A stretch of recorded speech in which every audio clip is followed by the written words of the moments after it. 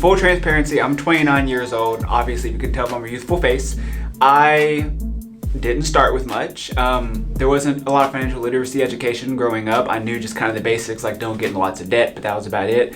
I found myself in my very early 20s, about 19, 20 years old, renting a place and actually got evicted because I couldn't afford the rent. And for a while, I kind of stayed at a friend's house and then stayed in an extra room in my parents' house, sleeping on a futon, boxes on the other side of the room, that kind of situation.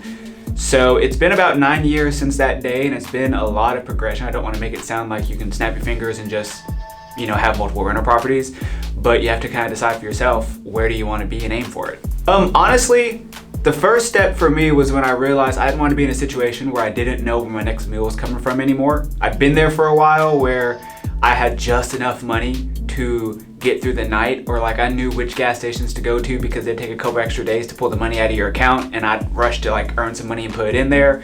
And I recognized I didn't want to do that anymore. I didn't have to be a millionaire, but I just didn't want to struggle. That's plain as day where I was, and that was one of the BC AD moments of, okay, something's got to change. I have to just take it step by step, and I got to get out of this, otherwise I will be struggling for the rest of my life. I made a lot of mistakes along the way, first off. To begin with, I tried budgeting and I tried saving money and all the things that you read online, those articles and whatnot, and I probably failed about 9 times over the course of 5 years, where I'd get started, I'd do it for maybe 3 weeks and then fall off.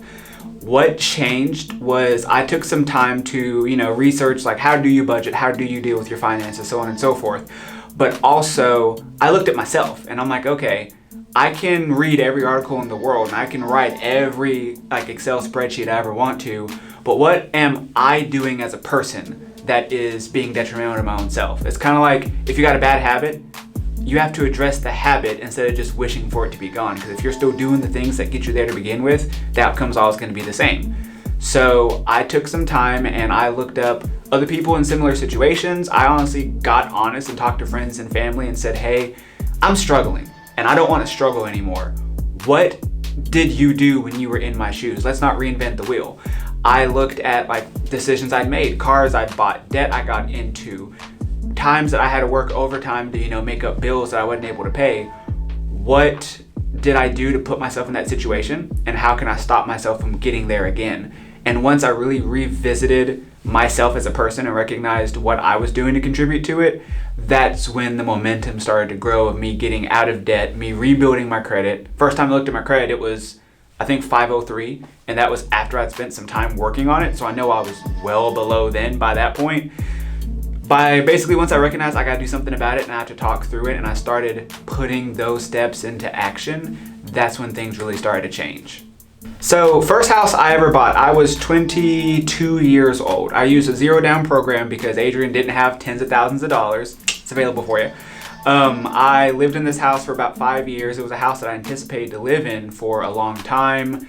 Eventually I just kind of grew out of it. It became a little smaller than I thought. The area wasn't quite where I wanted to be.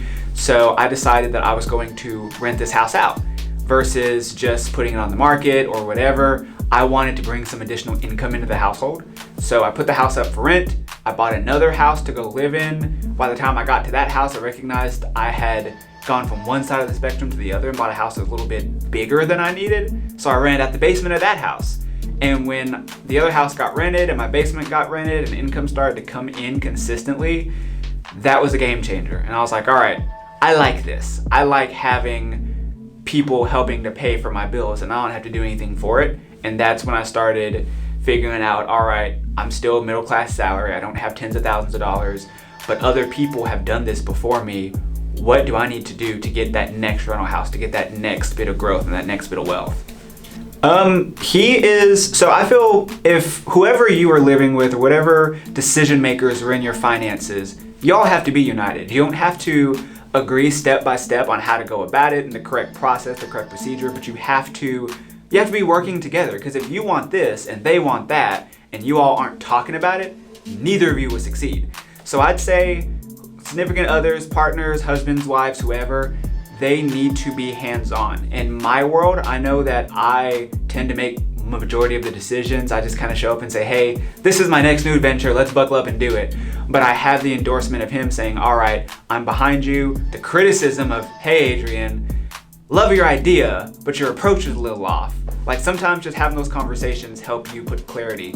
But no matter who that decision maker is, whether it is you or anybody else along the way, you all need to be walking in unison together. So it's very important that they're on the same page. The biggest advice I have is to recognize you can only run your own race.